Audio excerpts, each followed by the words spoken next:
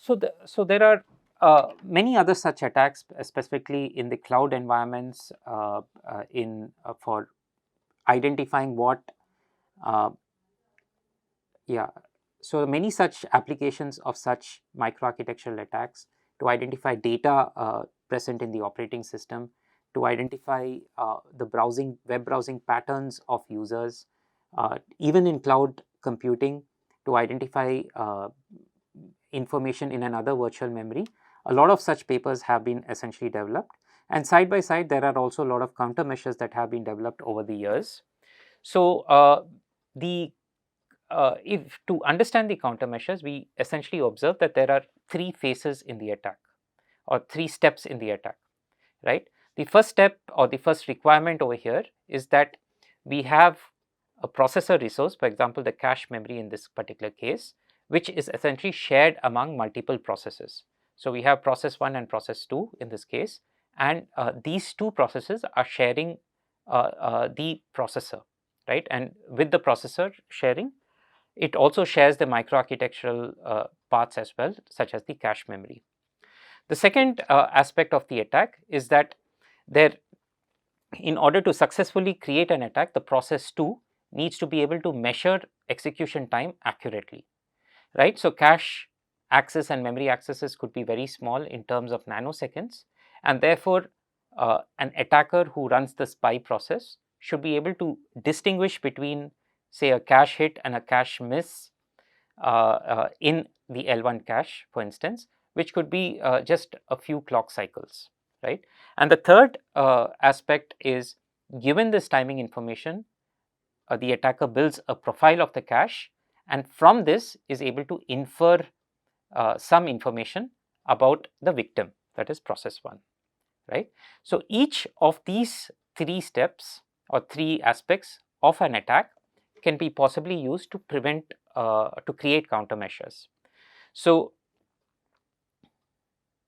yeah, so one of the first thing is to prevent sharing, right? So what one could do is that we could partition the microarchitectural state of the processors, so that process 1 accesses an independent state, independent part of the processor, and process 2 has its own independent part, right? And they are not essentially sharing the same microarchitectural state. For example, what one could do is that in a cache memory like this, one could essentially partition between a few states, say set 0, set 1 and set 2 belongs to can be accessed only by process 1, and the remaining states can be accessed, or the remaining sets can be accessed by process 2 exclusively. Since there is no sharing of cache sets between process 1 and process 2, so there could be no effect, or process 2 or process 1 cannot essentially evict data of the other process, and therefore the access time cannot be affected by the other process, right? So this is one way by which such attacks can be mitigated, although it has multiple limitations. The first limitation is that we are not using the resources efficiently. It may so happen that process 1 extensively requires the cache, and therefore, since now the cache size is reduced with respect to process 1, it suffers a lot more cache misses than it would have normally witnessed, right? Another aspect is that even though we did mention that cache is just one microarchitectural feature, several more microarchitectural components within a processor which can potentially be shared between various processes. So to achieve an efficient or prevent such an attacks, all of these microarchitectural components need to be partitioned across multiple processes. Now this is may be easily said, but very difficult to essentially go to practice without considerable amount of overheads. An alternate way is by essentially trying to prevent the second requirement of the attack. That is, we try to prevent the attacker from measuring the time accurately. Now, typically when such attacks are mounted, the attacker would use a feature in the processor known as RTTSC, which is called the read timestamp counter. So, read timestamp counter is an instruction which kind of reads the TSC or the timestamp counter which is present in the processor. Now, the timestamp counter is a counter which increments by 1 at every clock cycle. So, soon as your system is turned on, the timestamp counter is set to 0, and for every clock cycle which has a resolution of say 1 nanosecond in a 1 gigahertz processor, the timestamp counter essentially increments, right. So, reading the timestamp counter at two paths, before the cache set is accessed and after the cache set is accessed, would give you an accurate notion, or it would give you an accurate measurement of the time taken to access a particular cache set. If you can disable such accurate timestamp time measurements, then the attacker would not be able to distinguish between a cache hit and a cache miss. And without distinguishing between a cache hit and a cache miss, it becomes difficult for the attacker through the SPICE process to essentially accurately infer the cache access patterns, and therefore makes it difficult to build the cache profile, right. So,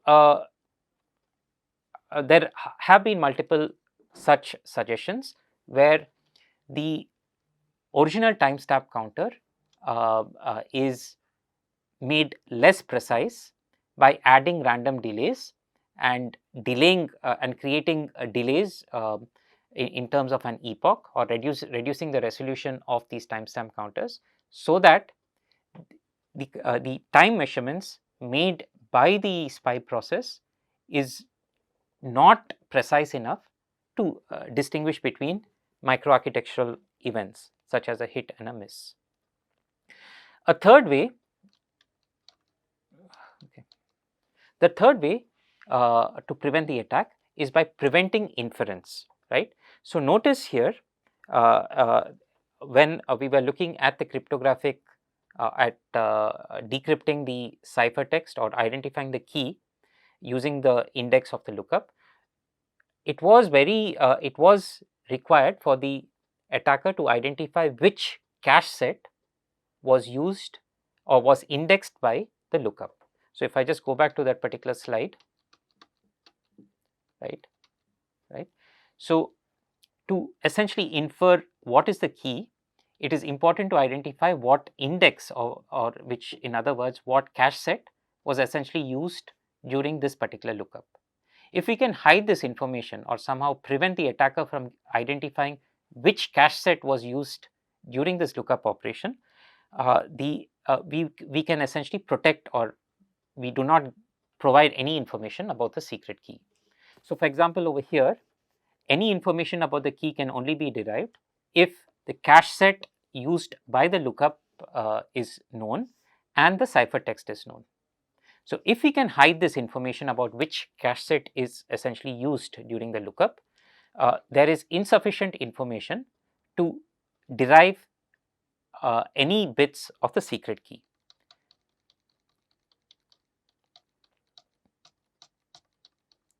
right. So, one way to essentially achieve this is by encrypting addresses. So, encrypting addresses essentially breaks the relationship between an address such as the index of the lookup and a cache set. So, typically this is done by adding a module in the cache memory which encrypts an address. Now, whenever the processor puts out loads or puts out an address, this address is encrypted, and the encrypted address is then used in the cache memory to access a particular cache set.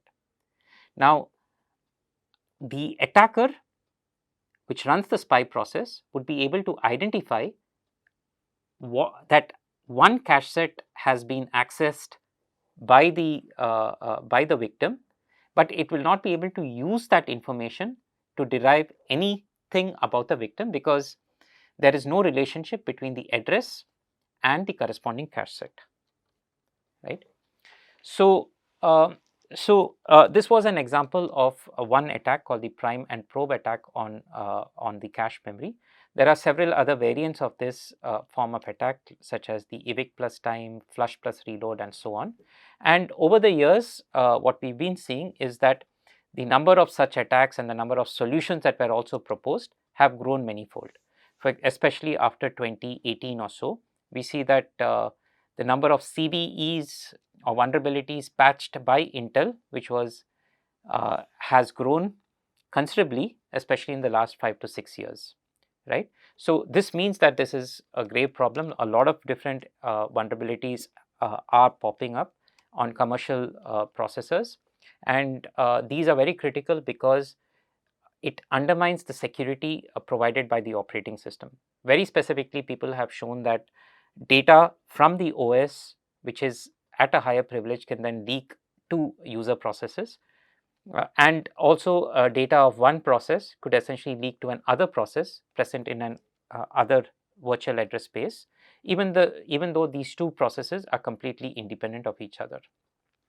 So there is no easy way to fix this problem without affecting the performance, and therefore there is a thrust to create verification technologies and design technologies so that such vulnerabilities are not created in the first place, or even if created, they are detected at a very early stage before the attacks actually happen.